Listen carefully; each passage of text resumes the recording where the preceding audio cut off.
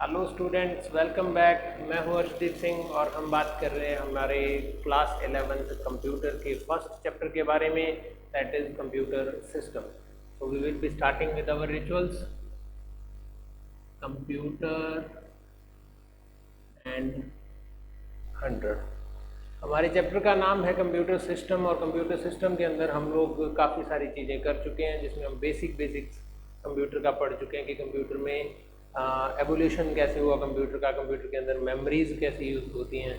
आज हम क्या करने वाले हैं, आज हम यूज़ करने वाले हैं how to transfer data between memory and the CPU. CPU क्या करता है, डेटा को मेमोरी के साथ कैसे कम्युनिकेट करवाता है, कैसे हम यूज़ करते हैं इनका कम्युनिकेशन, वो हम पढ़ने वाले हैं। तो how to store the data और how to transfer data between memory and CPU, ये हमारा टॉपिक है, मेमोरी एंड सीपीयू। मेमोरी और सीपीयू में डेटा का ट्रांसफ़र कैसे होता है, तो इसके अंदर एक डायग्राम है, इंपॉर्टेंट सा डायग्राम है, तो वो मैं पहले बना देता हूँ ताकि आपको कुछ डाउट ना रहे, कुछ गड़बड़ ना रहे। उसके बाद में हम उस पर बात करेंगे कि ये डायग्राम के अंदर जो जो मैंने नाम लिखे हैं वो क्या क्या हैं। वैसे तो मैं आपको ब्रॉडली एक चीज़ बता चुका हूँ कि इसके अंदर कुछ इनपुट यूनिट्स होती हैं, कुछ आउटपुट यूनिट्स होती हैं, एक सीपीयू होता है, एक स्टोरेज होती है ना। तो इन्हीं चीज़ों को मिला के एक डायग्राम बनाया गया, उसमें कुछ नाम है नहीं, उन नाम को हम डिस्कस करेंगे कि कौन कौन से नेम्स हैं, उनका मतलब क्या है। अभी हम डायग्राम बनाते हैं। तो सबसे पहले है हमारी एक यूनिट सीपीयू, दूसरी यूनिट है हमारी मेमोरी। यहाँ पे हमारी 3 लेयर्स हैं, first layer, second layer and third layer. First layer कौन सी है, data bus, address bus, control bus, data bus, address bus and control bus. अब इसके अलावा एक चीज़ और आती है, मैंने आपको बोला था आईओ, इनपुट आउटपुट यूनिट। अब ये तीनों चीज़ें, तीनों यूनिट्स कैसे कैसे जुड़ी हुई हैं हमारी 3 बस के साथ, डेटा बस, एड्रेस बस और कंट्रोल बस के साथ, ये हम डिस्कस करने वाले हैं। और ये क्या चीज़ें हैं, डेटा बस, एड्रेस बस और कंट्रोल बस होती क्या है, इन सभी पे एक ऐसे करके एक बॉक्स बना के इसका एक और नाम लिखा हुआ है, इसका नाम लिखा हुआ है सिस्टम बस। तो ये एक ऐसे करके आपकी बुक में डायग्राम बना हुआ है। ये डायग्राम है how to transfer data between memory and CPU. हमारा जो सेंट्रल प्रोसेसिंग यूनिट है वो डेटा को कैसे कैसे मेमोरी के साथ कम्युनिकेट करवाता है, कैसे डेटा को स्टोर करवाता है, कैसे उसको यूज़ करता है। तो उसके लिए 3 चीज़ें हैं, एक डेटा बस है, एक एड्रेस बस है और एक कंट्रोल बस है। बस क्या होती है, जो वायर्स आपने देखे होंगे आपके सीपीयू के अंदर, आपके सिस्टम के अंदर, जो वायर्स जोड़ती हैं मल्टीपल पोर्ट्स को किसके साथ, हमारे मदरबोर्ड के साथ। मदरबोर्ड पे क्या लगा होता है, हमारा प्रोसेसर। तो हमारे मेन प्रोसेसर को कनेक्ट किसके साथ किया होता है, हमारी स्टोरेज के साथ या अलग अलग यूनिट्स के साथ, किसके द्वारा, कुछ वायर्स के द्वारा। तो वो वायर्स होती हैं बसेस, उसको वायर को ऑफिशियली बोला जाता है बस। वो बस किस किस टाइप की हैं, एक होती है डेटा बस, एक होती है कंट्रोल बस, एक होती है एड्रेस बस। डेटा बस क्या होती है, डेटा बस ऐसी वायर होती है जो क्या ट्रांसफ़र करती है, जो डेटा को ट्रांसफ़र करती है कंट्रोल यूनिट से या हमारी रैम से हमारी सेकेंडरी मेमोरी में। 2 जगह से ट्रांसफ़र हो सकता है, सीयू से हमारी प्राइमरी में, प्राइमरी से हमारी सेकेंडरी मेमोरी में। तो सीयू हमारा क्या है, कंट्रोल यूनिट, या सीपीयू क्या है, हमारा central processing unit. Central processing unit से कुछ भी डेटा को हम रैम में स्टोर करते हैं, रैम में ही चलता रहता है, वो जो भी करंट प्रोसेस होता है वो रैम में होता है। एंड वो रैम से फिर अगर हम उसको स्टोर करना चाहते हैं, क्योंकि रैम एक वॉलेटाइल मेमोरी है, जैसे हमारी मशीन का वो लाइट ऑफ होती है, बंद होती है, तो जैसे हमारी मशीन ऑफ होती है तो वो वॉलेटाइल मेमोरी क्लियर हो जाती है। तो हमें कुछ चीज़ों को परमानेंटली स्टोर करके रखना होता है, तो हम उसको स्टोरेज में, सेकेंडरी स्टोरेज में करके रखते हैं। सेकेंडरी स्टोरेज में हमारी हार्ड डिस्क आ जाती है। तो हार्ड डिस्क में डेटा को स्टोर करना है, तो उसके लिए अगर हम डेटा को ट्रांसफर करते हैं, किसके थ्रू करते हैं, वो डेटा बस के थ्रू करते हैं। एड्रेस बस क्या होती है? एड्रेस बस कुछ ऐसी बस होती है, ऐसी केबल होती है जो क्या काम करती है, जो आपके डेटा को मेमोरी में कौन से एड्रेस पे स्टोर करना है ये निश्चित करती है।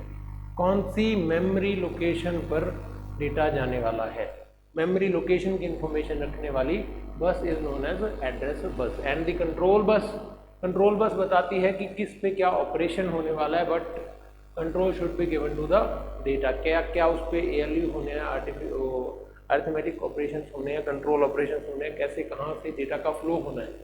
तो वो सारी चीज़ों का ब्यौरा किसके पास होता है, डिटेल किसके पास होती है, कंट्रोल बस के पास होती है। ये जब तीनों बसेस मिल जाती हैं तो इसको क्या बोला जाता है, सिस्टम बस बोला जाता है। आप याद करो, मैंने आपको प्रीवियस लेक्चर्स में एक जगह पे सिस्टम लिखवाया भी था। मैंने आपको बोला था कि जब हम कम्युनिकेशन करते हैं CPU का इनपुट आउटपुट यूनिट के साथ एंड मेमोरी के साथ, तो इस सारे को एक चैनल के थ्रू कम्युनिकेट करते हैं, that channel is known as system. तो जिस भी मीडियम के थ्रू हम कम्युनिकेशन करते हैं, किसका, डेटा का और मेमोरी का, कंट्रोल यूनिट का एंड मेमोरी का, central processing unit and memory का, वो जो भी सिस्टम मीडियम यूज होता है उसको क्या बोला जाता है, उसको सिस्टम बस बोला जाता है। सिस्टम बस में 3 तरह की बसेस होती हैं, data bus, control bus and address bus. तो ये हमारा बेस है। ये आप डायग्राम एक अच्छा सा बना लो, अपने दिमाग में छाप लो। इसके बाद में हम फर्दर चलते हैं, नेक्स्ट मूव ऑन करते हैं।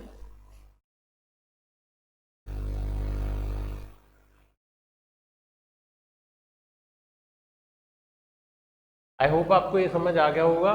फर्दर मैं आपको बताने वाला हूँ कि माइक्रो प्रोसेसर्स कौन कौन से होते हैं, क्या सिस्टम होता है माइक्रो प्रोसेसर्स का, और एक बड़ी अच्छी सी टेबल्स है, कुछ नाम है, वो हम पढ़ने वाले हैं। तो मैं इसको रब कर रहा हूँ अभी।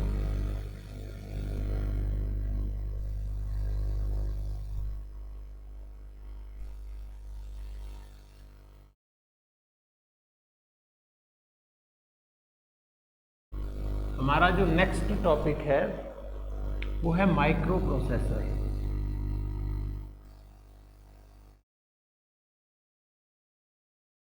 माइक्रो प्रोसेसर क्या होता है? हमने प्रोसेसर तो पढ़ लिया, जो हमारी मेन सेंट्रल प्रोसेसिंग यूनिट है सॉरी, जो हमारी मेन सेंट्रल प्रोसेसिंग यूनिट है उस पर एक चिप लगी होती है, जिससे हमारी सेंट्रल सारी प्रोसेसिंग होती है। हमारा मेन मदरबोर्ड है, मदरबोर्ड पे एक सेंट्रल प्रोसेसिंग चिप लगी होती है जिसको प्रोसेसर बोल देते हैं, जिसमें सारे प्रोसेसर होते हैं बेसिकली।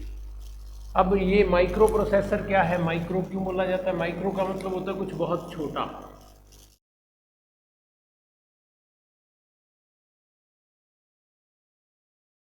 माइक्रो एक ऐसी यूनिट है जो बहुत स्मॉलेस्ट यूनिट है, बहुत ही छोटी यूनिट है।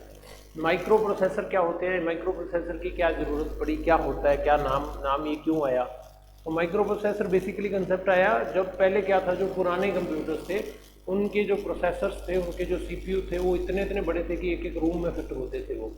बाद में जैसे जैसे एवोल्यूशन होता रहा, जैसे जैसे तरक्की होती रही, जैसे जैसे प्रोग्रेस होती रही, टेक्नोलॉजी विकसित होती रही, तो क्या होता गया, जैसे टेक्नोलॉजी बढ़ी तो वो प्रोसेसर के साइज छोटे होते गए एंड फाइनली क्या हुआ, इंटीग्रेटेड चिप्स आ गई, इंटीग्रेटेड सर्किट्स आ गए। उसमें क्या हुआ, एक माइक्रो चिप पर ही सारा हमारा प्रोसेसर बना दिया गया।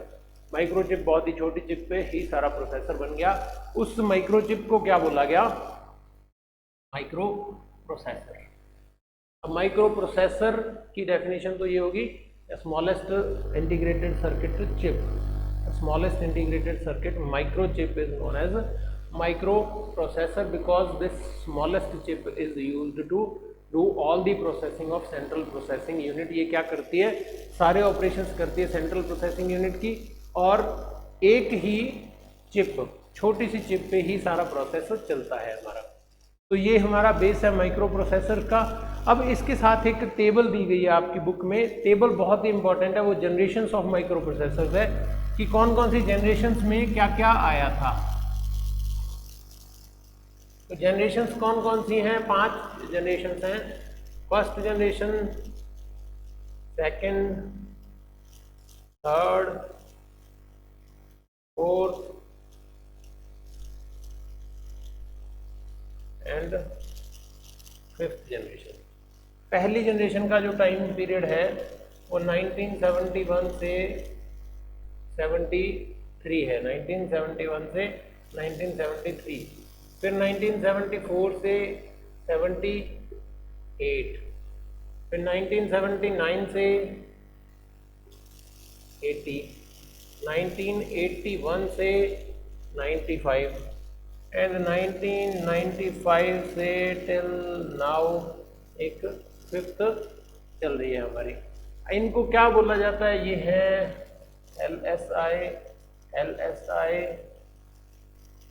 VLSI, VLSI and SLSI। अब ये आप लोगों के लिए टास्क है, इनकी फुल फॉर्म क्या है? LSI की, VLSI की, SLSI की, ये आप मेरे को बताओगे कि इनका क्या क्या मतलब है। ये नाम है कुछ, ये शॉर्ट फॉर्म्स हैं, इनकी फुल फॉर्म्स क्या क्या हैं ये आप मेरे को कमेंट सेक्शन में बताओगे जिसको पता है। अब इसके बाद में हम करते हैं वर्ड साइज। यहाँ था 4 से 8 बिट, 16, 32, 64। यहाँ पे 4 से 8 बिट, फिर 8 बिट, 16 बिट, 32 बिट और 64 बिट।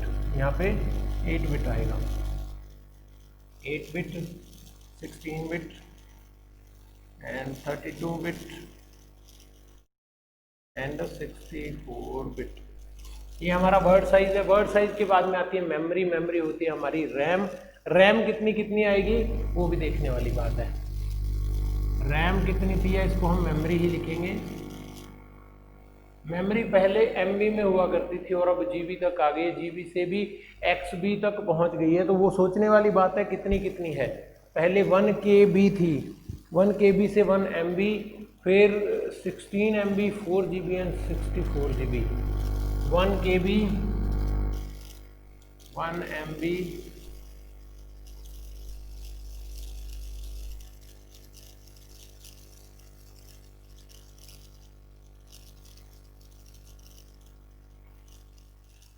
तो ये हमारी मेमोरी के साइज हो गए 16 MB, 4 GB एंड 64 GB। अब इसके बाद में कुछ और चीज़ आती है। इसके बाद में क्या आता है? इसके बाद में हमारी डिटेल्स आती हैं कि कितने कितने क्लॉक स्पीड कितनी है हमारी। Clock speed of our memory. Clock speed कितनी कितनी होती है? क्लॉक स्पीड भी नया नाम है। क्लॉक स्पीड होता क्या है? तो ये है 108 किलो हर्ट्ज से, 108 किलो हर्ट्ज से लेके 200 किलो हर्ट्ज तक। इसके बाद में है up to 2 mega hertz. 2 mega hertz के बाद में आती है 4 to 6 mega hertz. 4 to 6 mega hertz के बाद में कितनी आती है? Up to 133 mega hertz. उसके बाद में आते हैं 533 मेगा हर्ट्ज से लेके 64 गीगा हर्ट्ज। 349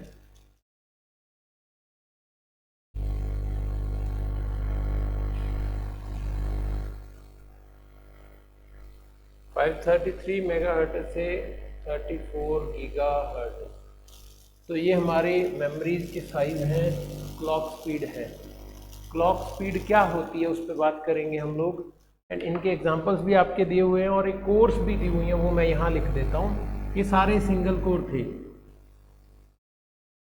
सब के सब सिंगल कोर थे, और ये आ गया हमारा multi core processor. Single core और मल्टी कोर प्रोसेसर में क्या क्या फ़र्क है? मल्टी कोर प्रोसेसर क्या होता है, क्लॉक स्पीड क्या होती है, वर्ड साइज क्या होता है, मेमोरी क्या होती है, ये चीज़ें हम डिस्कस करने वाले हैं। ये तो इनका एरा है, ये इनका टाइम पीरियड है, कब से कब हुई, ये नेम ऑफ जनरेशन है, and word size and everything. इसके बाद में यहाँ पे कौन सी चिप लगी होती थी, चिप का टाइप है, चिप का नाम है, लार्ज स्केल कुछ ऐसा होगा। तो इस पे आप डिस्कस करो, आप इसमें बताओ मेरे को कमेंट्स में कि कौन सी होती है ये। अब ये बात करते हैं अपने ये सारे टाइप्स का मतलब क्या है। ये होती है कोर्स, हर एक चीज का मतलब क्या क्या है, क्या क्या चीजें होती हैं ये। तो चिप कौन सी होती है, किस तरह की हमने चिप यूज की, माइक्रो चिप यूज की, छोटी चिप यूज की, बड़ी चिप यूज की। तो चिप ये होती है। वर्ड साइज क्या होता है कि एक टाइम में हम कितने बिट्स को प्रोसेस कर सकते हैं, एक ही टाइम में हम कितने बिट्स को प्रोसेस कर सकते हैं। पहले हम 4 से 8 बिट को प्रोसेस कर सकते थे, तो हमारी टोटल रैम जो थी वो इस पर डिपेंडेंट थी। RAM was dependent on the word size. तो रैम हमारी डिपेंड करती थी वर्ड साइज पे। हमारी रैम 1 KB है तो वो 4 से 8 बिट वर्ड साइज के कारण है, क्योंकि एक बार में हम कितने 4 से 8 बिट ही प्रोसेस कर सकते हैं। तो टोटल हमारी रैम कितनी हो सकती है, 1 KB हो सकती है। 8 बिट हुआ तो इधर 1 MB हो गई, 16 बिट हुआ तो 16 MB हो गई, 32 बिट हुआ तो 4 GB, 64 बिट हुआ तो 64 GB। अब क्या है, हम रैम को एक्सपैंड कहाँ तक कर सकते हैं, 16 PB तक। 16 PB तक हम एक्सपैंड कर सकते हैं। हमारे पास इतनी टेक्नोलॉजी आ चुकी है कि हम अपनी रैम को इतना एक्सपैंड कर सकते हैं, एक्सपेंडेबल रैम होती है। क्लॉक स्पीड क्या होता है, क्लॉक स्पीड होती है हमारे CPU के अंदर एक इंटरनल क्लॉक लगी होती है और वो कुछ पल्सेस क्रिएट करती है, और वो 1 सेकंड में कितनी पल्सेस क्रिएट करेगी उसको बोला जाता है क्लॉक स्पीड। अभी करंटली जो सिस्टम चल रहे हैं वो मिलियंस ऑफ पल्स क्रिएट कर देते हैं 1 सेकंड के अंदर, इसलिए वो बहुत ही फास्ट होते हैं। जिसमें ये वाली कैटेगरी आ गई 34 गीगाहर्ट्ज। पहले ये क्या थी, पहले ये किलो हर्ट्ज से स्टार्ट हुई थी, किलो हर्ट्ज में कैलकुलेट की जाती, फिर मेगा हर्ट्ज आए, फिर अभी गीगा हर्ट्ज पे ये चल रही है क्लॉक स्पीड। तो क्लॉक स्पीड बहुत ही मैटर करती है, क्योंकि क्लॉक स्पीड का मतलब होता है 1 सेकंड में कितनी पल्सेस क्रिएट हुई, 1 सेकंड में कितनी प्रोसेसिंग चली।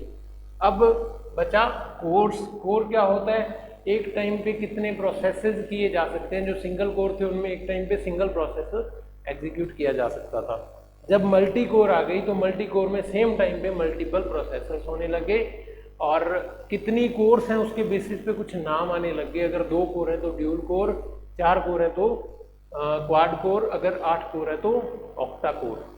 तो इस तरह के हम नाम सुनते हैं ना, ड्यूल कोर प्रोसेसर है जी, क्वाड कोर प्रोसेसर है जी, ऑक्टा कोर प्रोसेसर है जी, पेंटा कोर प्रोसेसर है जी, हेक्सा कोर प्रोसेसर है जी। तो इस तरह के प्रोसेसर्स हमारे पास आने लगे। मल्टी कोर का मतलब है कि एक से अधिक कोर, एक से अधिक प्रोसेसिंग को एक साथ चलाने वाली। तो ये हमारा बेस है यहाँ तक का। ये हम सारे नाम पढ़ चुके हैं कि माइक्रो प्रोसेसर्स क्या होते हैं, उनमें कोर्स क्या होती हैं, और उनमें वर्ड लिमिट, वर्ड साइज क्या होता है, मेमोरी क्या होती है, क्लॉक स्पीड क्या होती है। तो ये हमारा बिल्कुल बेस है।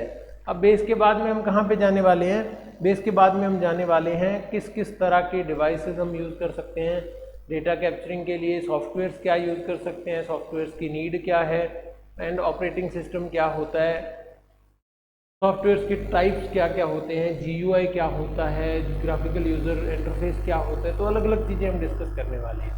तो ये हमारा बेसिक्स है कहाँ तक का। अब तक हम क्या कुछ पढ़ चुके हैं वो मैं डिस्कस कर लेता हूँ, एंड फर्दर हम क्या पढ़ने वाले हैं इस चैप्टर में वो मैं डिस्कस कर लेता हूँ।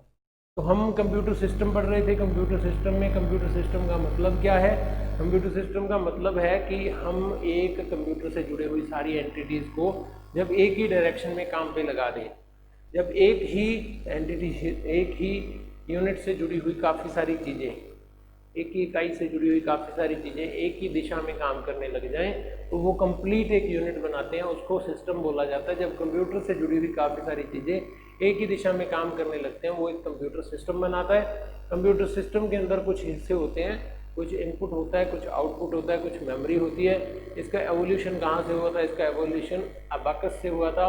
अबाकस के बाद में बहुत कुछ एवोल्यूशन होता होता हम इंटीग्रेटेड सर्किट्स तक आ गए। इंटीग्रेटेड सर्किट्स में चिप्स आ गई, माइक्रो चिप्स आ गई। माइक्रो चिप्स को माइक्रो प्रोसेसर बोला जाता है। माइक्रो प्रोसेसर का एवोल्यूशन क्या है, उसकी जनरेशन क्या क्या है, उसकी 5 जनरेशन आई है, first, second, third, fourth and fifth. एक एरा आया था 1971 से 73, उसके अंदर LSI चिप चलती थी। 4 से 8 बिट वर्ड साइज होता था, 1 KB हमारी मेमोरी होती थी, एंड 108 किलोहर्ट्ज से 200 किलोहर्ट्ज तक हमारी क्लॉक स्पीड होती थी। किलोहर्ट्ज में क्लॉक स्पीड का मतलब है कि इतनी पल्सेस वो क्रिएट कर देता था पर सेकंड में। अब मिलियंस ऑफ पल्सेस क्रिएट हो रही हैं पर सेकंड में। सेकेंड जनरेशन आई वो सिंगल कोर थी फर्स्ट जनरेशन, सेकेंड जनरेशन आई वो 1974 से 78 आई, वो भी LSI चिप थी, 8 बिट उसमें वर्ड साइज था और मेमोरी उसमें 1 MB थी, 1 मेगाबाइट थी, और उसकी जो क्लॉक स्पीड थी वो थी up to 2 megahertz, 2 megahertz maximum हो सकती थी। अप टू का मतलब होता है कि मैक्सिमम कितनी हो सकती है, 2 मेगाहर्ट्ज हो सकती है, उससे कम कम रहती है। सिंगल कोर थी ये भी। उसके बाद में थर्ड जनरेशन आई, थर्ड जनरेशन 1979 से 80 तक की थी, उसमें वेरी लार्ज स्केल थी, VLSI थी चिप, 16 बिट, 16 बिट उसके अंदर वर्ड साइज था, एंड 16 MB, 16 MB उसके अंदर रैम थी, उसके अंदर मेमोरी थी, एंड 4 से 6 मेगाहर्ट्ज इसकी क्लॉक स्पीड थी, 4 मेगाहर्ट्ज से 6 मेगाहर्ट्ज, ये भी सिंगल कोर था। फोर्थ जनरेशन आई वो 1981 से 1995 तक आई, वो भी VLSI थी, उसमें 32 बिट्स थे एंड 4 गीगाबिट 4 GB मेमोरी आ गई इसमें, एंड अप टू 133 मेगाहर्ट्ज इसके अंदर क्लॉक स्पीड आने लग गई। ये भी सिंगल कोर था। इसके बाद में फिफ्थ जनरेशन में क्या नया आया, फिफ्थ जनरेशन में नया आया मल्टी कोर्स, एक ही टाइम पे मल्टीपल कोर काम करने लग गई, एंड उन मल्टीपल कोर्स में क्या होता था, वो 1995 से लेके अब तक चल रही है, उसमें SLSI चिप लगी हुई थी, एंड 64 बिट का आर्किटेक्चर था, 64 बिट का क्या था, वर्ड साइज था। उसके बाद में 64 GB तक एक्सपेंडेबल रैम, इसको और भी बढ़ाया जा सकता है, 64 GB रैम होती है। 533 मेगाहर्ट्ज से 34 गीगाहर्ट्ज, मतलब मिलियंस ऑफ पल्सेस पर सेकंड में जनरेट हो रही हैं। इतना बड़ा सिस्टम हो चुका है, बहुत ही बड़ा सिस्टम हो चुका है, बहुत ही बड़ी चीज़ें हम मैनेज कर पा रहे हैं। अब हम डेटा की बात करते हैं, किस किस तरह का डेटा हम पढ़ते हैं और किस किस तरह की इंफॉर्मेशन होती है। तो ब्रॉडली डेटा और इन्फॉर्मेशन में एक फ़र्क होता है, बड़ा फ़र्क होता है, वो अपने बात करते हैं।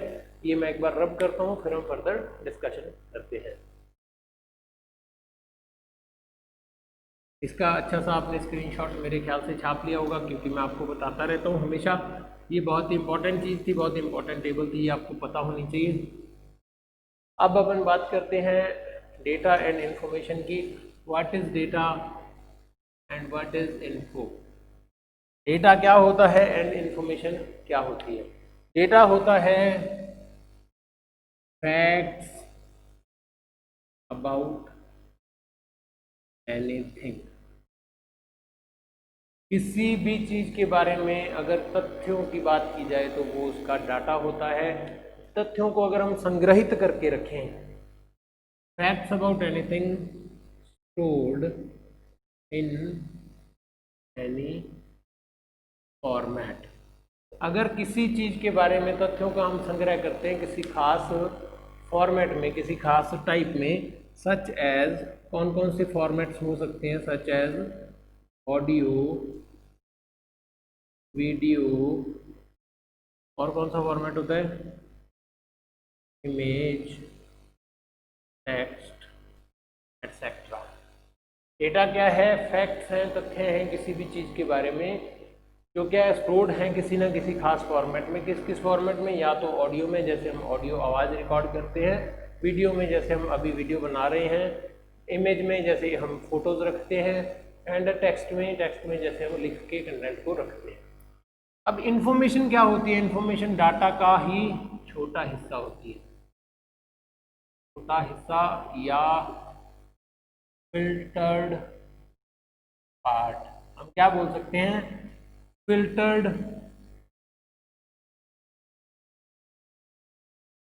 Data is known as info. Filter data क्या होता है, इंफॉर्मेशन होता है। इसको और ऑफिशियल तरीके से क्या बोल सकते हैं, useful and meaningful data about any specific entity is known as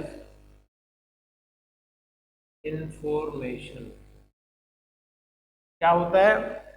कुछ काम आने वाला, जिसका कोई मतलब बनता हो, वो डाटा क्या होता है? वो डाटा होता है इंफॉर्मेशन। जो मेरे काम की चीज़ है वो इंफॉर्मेशन है, जो मेरे काम की चीज़ नहीं है वो इंफॉर्मेशन नहीं है। अब डाटा और डाटा के प्रकार। डाटा हमें पता चल गया कि कुछ फैक्ट्स होते हैं, इंफॉर्मेशन पता चल गया हमारे काम के फैक्ट्स होते हैं। अब डाटा और डाटा के प्रकार क्या होते हैं? डेटा के टाइप्स क्या क्या होते हैं? वैसे तो हम अलग अलग लैंग्वेजेस में अलग अलग डेटा टाइप्स पढ़ते हैं, लेकिन ब्रॉडली हम डेटा को किन किन कैटेगरीज में बांट सकते हैं? Data types are divided into 3 types. One is unstructured data. Second is structured data. And third is semi-structured data. अब नाम से पता चल रहा है कि अनस्ट्रक्चर्ड का मतलब क्या है? इसमें डाटा की कोई ना कोई प्लान्ड स्ट्रक्चर नहीं होती।